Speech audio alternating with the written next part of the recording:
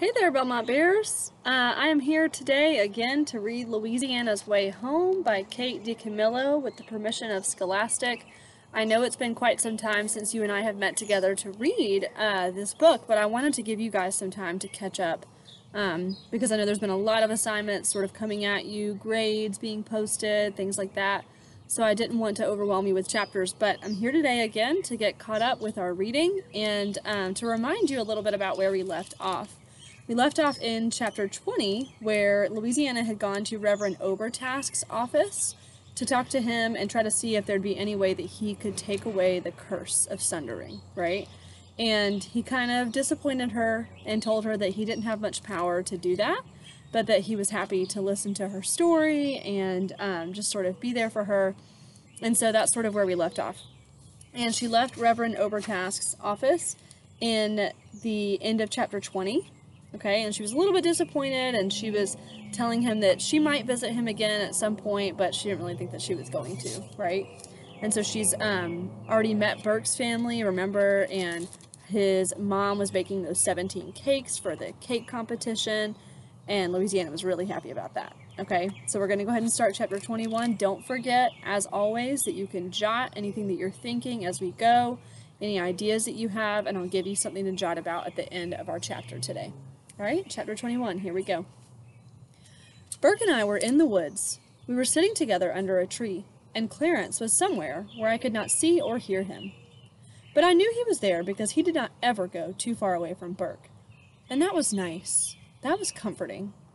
The sun was still shining, and the world was still spinning, and Reverend Obertask had not removed the curse from my head. But I felt different somehow. I looked at Burke and said, I'm going to tell you what was in that terrible letter, and the first thing you need to know is that the flying elefantes do not exist. The flying elefantes do not exist. I hated that sentence. I hated it, but I had to say it. What do you mean they don't exist? Said Burke. I mean, there were never any flying elefantes. I don't know who my parents were. And then I went ahead and told him everything, all of it. I told him about young Granny and how her father had looked at her and then turned and walked away from her, and how that was when the curse truly began.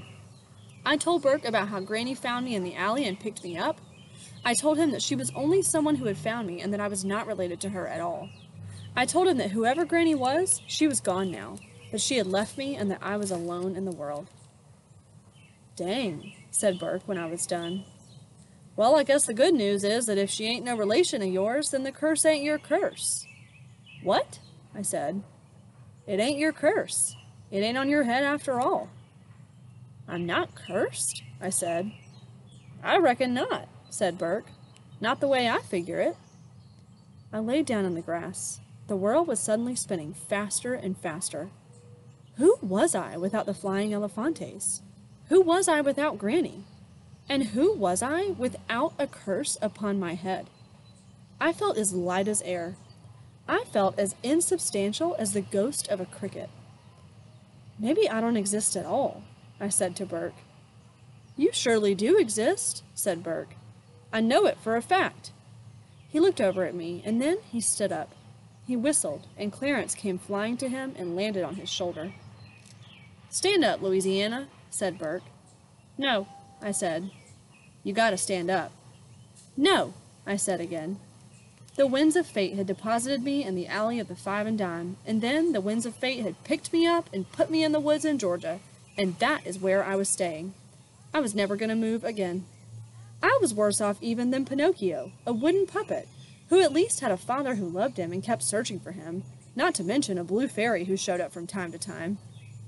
I lay on the ground, and Burke stood over me, and Clarence opened and closed his wings again and again. The sun came beating down through the trees and landed on Burke's arm and lit up Clarence's feathers. The world was beautiful. It surprised me how beautiful it kept on insisting on being. In spite of all the lies, it was beautiful. In her letter, Granny said that I had smiled at her in the alley of the Five and Dime. Was that true? Louisiana, said Burke. What? I said.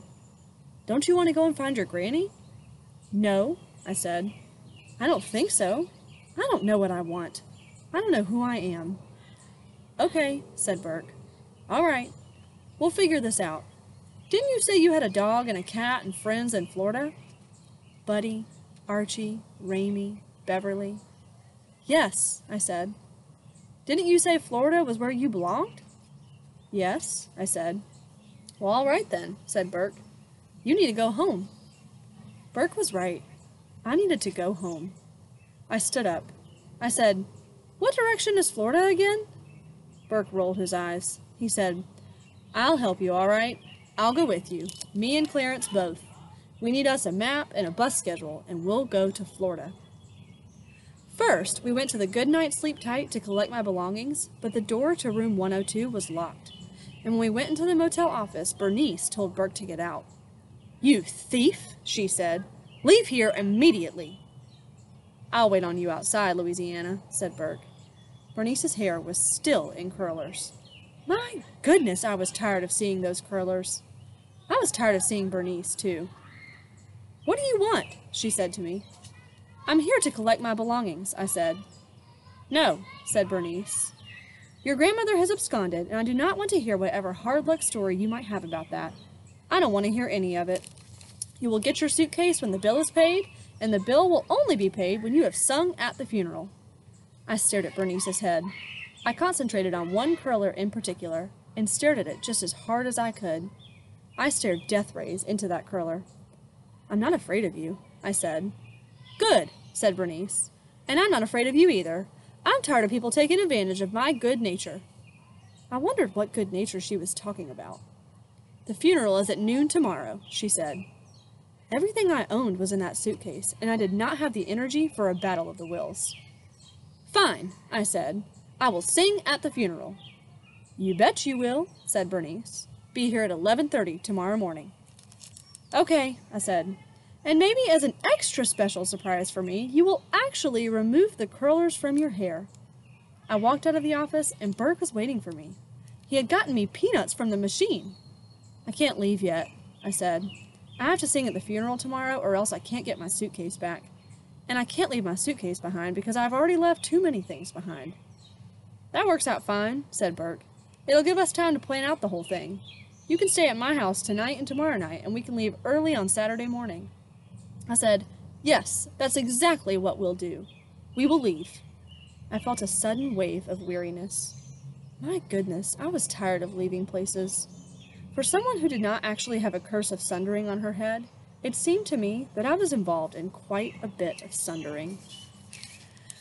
Alright, so that's the end of chapter 21. We're at chapter 22. Wow, that was an interesting chapter. So, Burke says that he will help Louisiana to go home and to find her friends and the place that she calls home, and she takes him up on his offer, right? And so Burke's going to go with her and help her to get to Florida so that she can be with the people that she loves.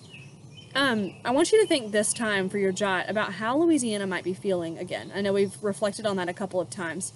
But right now she's sort of found these people in Georgia, Burke Allen and his family, that she can sort of relate to, and they've taken her in and comforted her, right? And she says that she's really tired of leaving places. She's always leaving and going somewhere else and finding a new home and things like that. What do you think she's feeling right now? And why do you think she's feeling it? Okay, I want you to jot that for today, for your jot. And I want you to don't forget to share it in the Flipgrid. We haven't had many of our other friends participate in the Flipgrid videos, so if you haven't already, please make sure you post a video. We want to hear what your ideas are and be able to share those together, okay? The Flipgrid link is posted below this video and in your Class Dojo story, so don't forget to go and share with us. And I will see you tomorrow for chapter 22. Bye, guys.